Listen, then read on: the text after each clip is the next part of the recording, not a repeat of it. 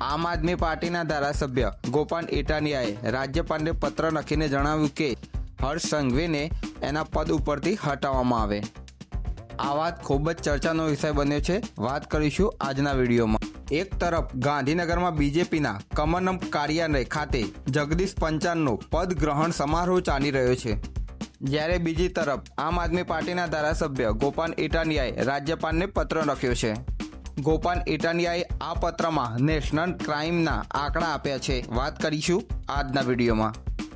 ગોપાલ ઇટાલિયાએ એમના પત્રમાં છેલ્લે એમ લખ્યું છે કે ગૃહમંત્રી હર્ષ સંઘવીને એમના પદ ઉપરથી હટાવવામાં આવે, કારણ કે તેઓ રાજ્યમાં કાયદા વ્યવસ્થાની સ્થિતિ જે છે એ સરખી રીતે સંભાળી શકતા નથી।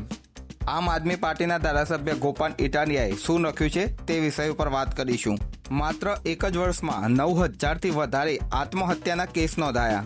898 કરોડની ચોરી થયેલી છે, જેમાંથી 77% 643 કરોડનો મુદ્દામાલ હજુ સુધી મળેલ નથી। ગુજરાતની અંદર અપહરણ કેસ વધી રહ્યા છે। માત્ર અમદાવાદમાં જ 2,511 કેસ નોંધાયા છે, જેમાંથી 734 લોકોનો કોઈ અત્યાર સુધી અતોપતો જ નથી।